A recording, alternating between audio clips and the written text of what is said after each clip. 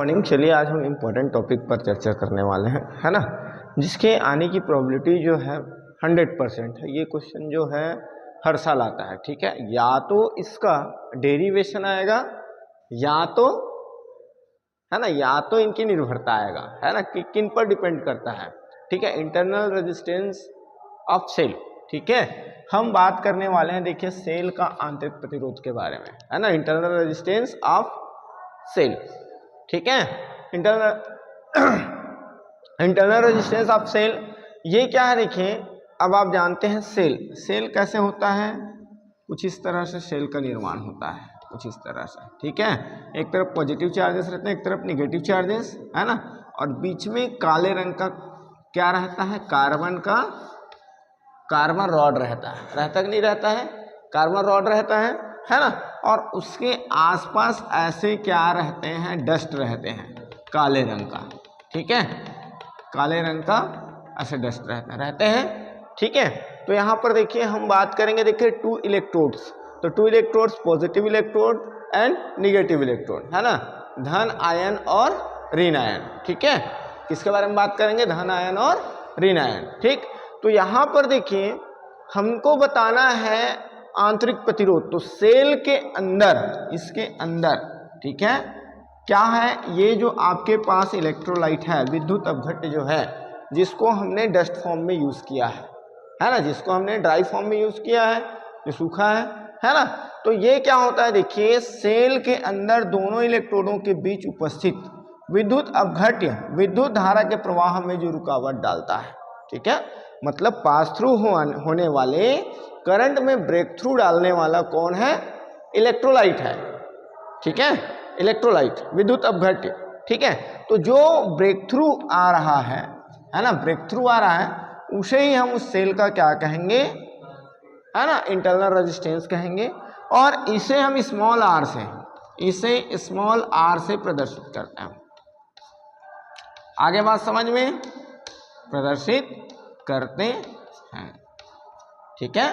क्या देखिए, सेल के अंदर क्या है, दो इलेक्ट्रॉनों के बीच उपस्थित विद्युत अपघट्य धारा के प्रवाह में जो रुकावट डालता है, किस धारा के, विद्युत धारा के प्रवाह में जो रुकावट डालता है, उसे हम उस सेल का क्या कहते हैं, आंतरिक प्रतिरोध कहते हैं, और इसे हम स्मॉल आर से डिनोट करते हैं।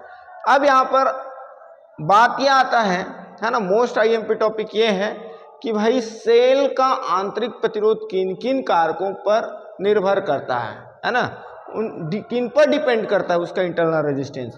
तो सबसे पहले डिपेंड करता है ना, डिस्टेंस बिटवीन टू इलेक्ट्रोड्स, ठीक है, डिस्टेंस बिटवीन टू इलेक्ट्रोड, दोनों इलेक्ट्रोडों के बीच की दूरी पर, ठीक है। किस पर डिपेंड करता है, दोनों इलेक्ट्रोडों की बीच की दूरी पर। बेटा देखिए, ये दोनों इलेक्ट्रोडों के बीच की दूरी, जैसे हम फॉर एग्जांपल, है ना, हम ज्यादा दूरी तय करेंगे तो हमको ज्यादा थकावट महसूस होता है कि नहीं होता है ना, और कम दूरी तय करेंगे तो थकावट लगता है कि उतना नहीं लगता, ठीक है। उसी प्रकार देखिए इसका दोनों, है ना, ये आपके टू इलेक्ट्रोड्स हैं, डिस्टेंस बिटवीन टू इलेक्ट्रोड्स, दोनों इलेक्ट्रोडों के बीच की दूरी, तो इनकी दूरी को इंक्रीज करें, दूरी को बढ़ा देंगे तो सेल का आंतरिक प्रतिरोध क्या हो जाता है, बढ़ जाता है। तो यहाँ पर लिखें, है ना, ठीक है, दोनों इलेक्ट्रोडों के बीच की दूरी बढ़ाने पर, इंक्रीज करने पर इंटरनल रेजिस्टेंस क्या हो जाता है, इंक्रीज हो जाता है, ठीक है। तो यहाँ पर लिखेंगे, क्या लिखेंगे, इलेक्ट्रोडों के बीच की दूरी इंक्रीज करने पर, बढ़ाने पर, ठीक है, क्या हो जाता है, सेल का आंतरिक प्रतिरोध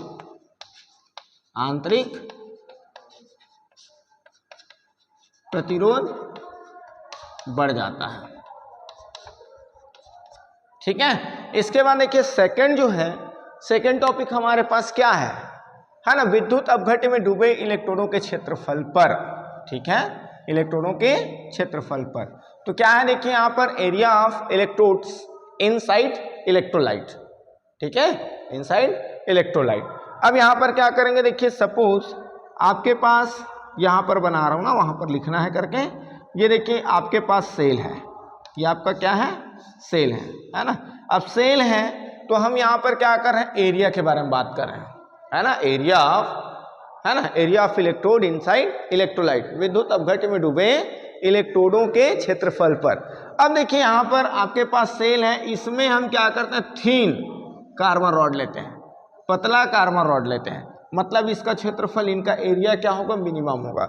मतलब एरिया जब मिनिमम हो मीन्स यहाँ पर क्या हो जाएगा, इन पर विद्युत अपघट्य हमको क्या करने के लिए, इनसाइड, है ना, क्या हो जाएगा भाई, विद्युत अपघट्य की मात्रा जो है क्या हो जाएगा, बढ़ जाएगा, विद्युत अपघट्य की मात्रा क्या हो जाएगा, बढ़ जाएगा। ठीक है, तो क्षेत्रफल मिनिमम होने पर क्या होता है, क्षेत्रफल मिनिमम होने पर क्या होता है, प्रतिरोध जो है बढ़ जाता है।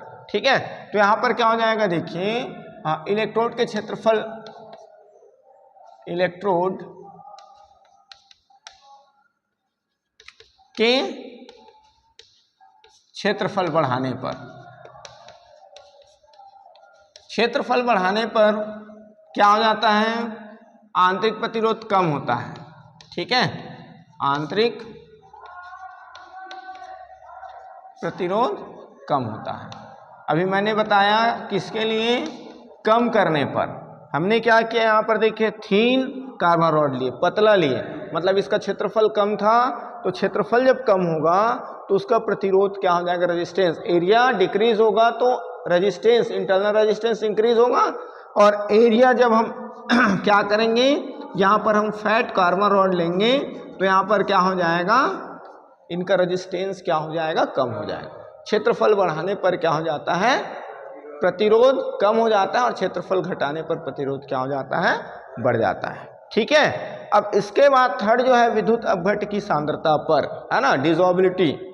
ठीक है, डिसॉल्बिलिटी, ठीक है, कि कितना डिसॉल्व हो पा रहा है।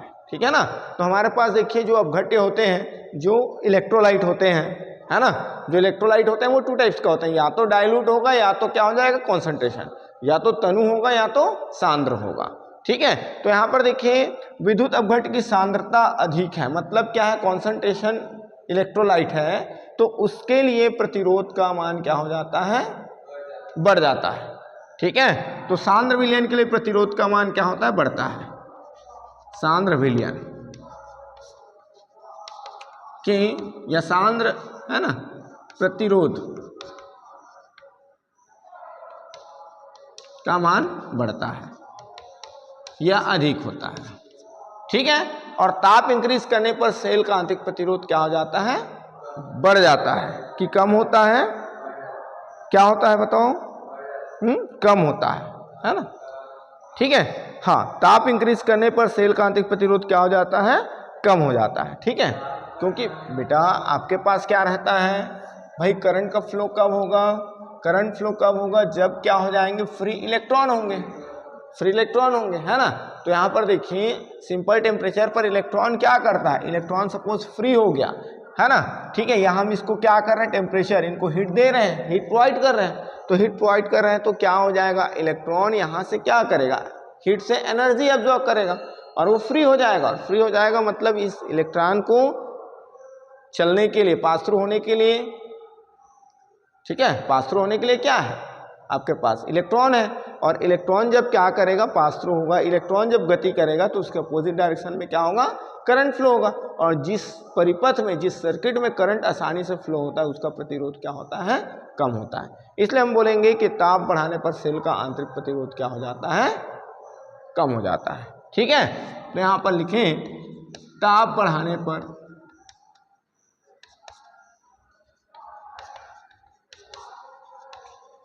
सेल का आंतरिक प्रतिरोध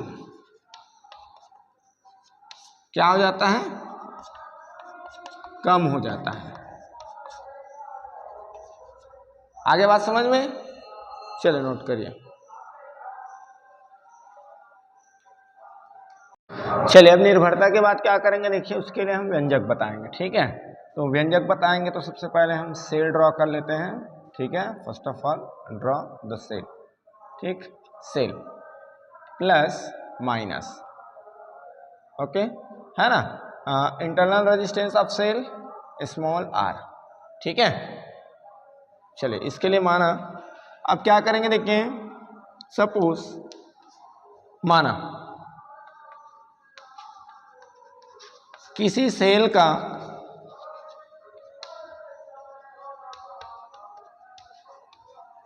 आंतरिक प्रतिरोध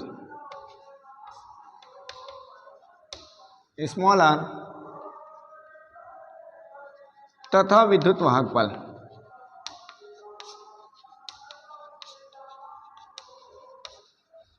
ई है।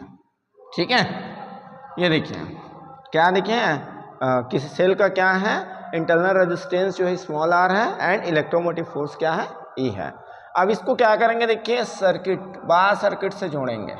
ठीक है, तो यहाँ पर देखिए इसका एक्सटर्नल रेजिस्टेंस सपोज क्या है, कैपिटल आर है।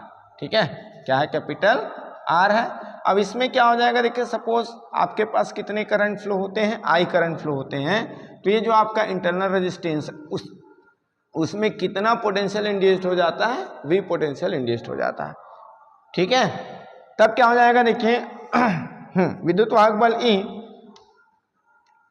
किसी परिपथ तथा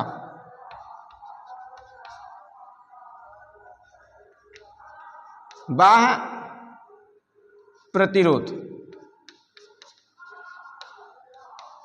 आर के साथ जोड़ने पर परिपथ में क्या होने लगता है, परिपथ में आई विद्युत धारा, आई विद्युत धारा प्रवाहित होता है।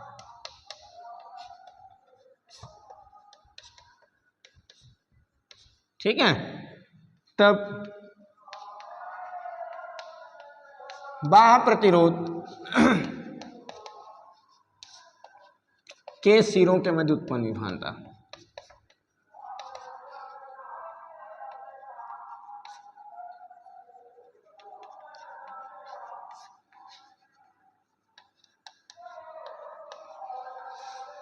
उत्पन्न विभवांतर V हो तो।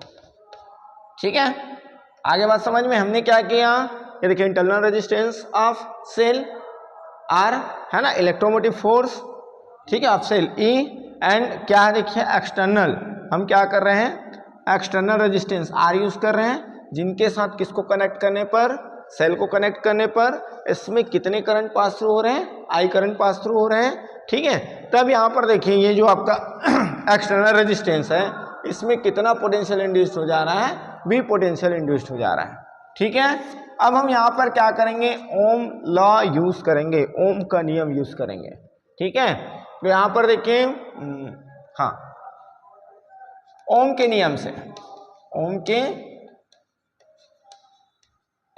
नियम से, ठीक है, तो ओम के नियम से जब हम बात करेंगे तो ओम के नियम में क्या है, देखिए किसके लिए बात करेंगे, बाह्य परिपथ के लिए। ठीक ना, किसके लिए, एक्सटर्नल रेजिस्टेंस में जो करंट फ्लो हो रहा है, तो यहाँ पर इसके लिए आप बात करोगे तो ये आपका हो जाएगा IR।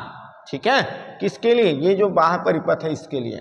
ठीक, अब यहाँ पर हम क्या करें, I की वैल्यू सपोज पुट करें तो सॉरी I की वैल्यू फाइंड करें तो ये आपका क्या हो जाएगा, V/R। ठीक है, यदि सॉरी चूंकि परिपथ का कुल प्रतिरोध, कुल प्रतिरोध क्या है, small r plus capital R। भाई हम क्या करेंगे, internal resistance of cell and external resistance of circuit. ठीक है, ठीक है, बोथ को क्या करेंगे, हम जोड़ेंगे तो आपका क्या हो जाएगा, परिपथ का कुल है ना प्रतिरोध आ जाएगा, सेल का कुल प्रतिरोध आ जाएगा। ठीक है, अब क्या करेंगे, देखिए वह क्या चीज, इलेक्ट्रोमोटिव फोर्स, विद्युत वाहक बल क्या है आपके पास, E है, तो तब क्या हो जाएगा आपका, तब I इज इक्वल, ये आपका हो जाएगा E/R प्लस R, है ना। ठीक है, टोटल यहाँ पर विद्युत वाहक बल हम कितना यूज कर रहे हैं, E यूज कर रहे हैं, और आपका टोटल रेजिस्टेंस V की जगह हम यहाँ पर यूज कर रहे हैं विद्युत वाहक बल, है ना, इलेक्ट्रोमोटिव फोर्स। क्या यूज कर रहे हैं, इलेक्ट्रोमोटिव फोर्स। ये देखिए इनको हम इक्वेशन नंबर 2 पुट करेंगे, बोथ में क्या है, ये देखिए इक्वेशन 1 आई की वैल्यू है, इक्वेशन 2 आई की वैल्यू है, तब क्या हो जाएगा देखिए, समीकरण 1 व 2 से, समीकरण 1 व 2 से ये आपका v upon R is equal E upon R plus R, ऐसे होगा। लेफ्ट साइड इक्वल है मीन्स राइट साइड भी क्या होगा, इक्वल होगा। अब इसको क्रॉस मल्टीप्लाई करेंगे तो यहाँ पर सॉरी ट्रांसफर करेंगे तो v इंटू क्या हो जाएगा, r plus R is equals to e into R. ठीक है, इनको लेफ्ट साइड ट्रांसफर कर लिया और r को राइट साइड। ठीक, ब्रैकेट ओपन करिए, ब्रैकेट ओपन करने से क्या होगा, ये आपका क्या हो गया, r प्लस आर,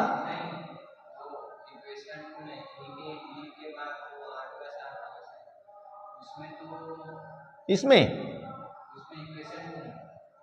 इसमें ये इसमें कंफ्यूजन है, small R plus capital R. बेटा capital R plus small R करेंगे तब भी वही होगा ना भाई। आप क्या कर रहे हो, कुछ एक्स्ट्रा ले रहे हो क्या, external resistance plus internal resistance, और आप क्या करोगे, internal resistance plus external resistance, उसका केवल क्या है, सीक्वेंस चेंज हुआ है। आ रहा बात समझ में। हम small R plus capital R use करें या capital R plus small R use करें, उसमें कंफ्यूज नहीं होना है।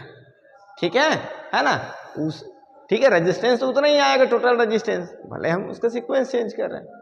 ठीक है, हाँ okay, bracket open, v into R plus V R है ना is equals to E are.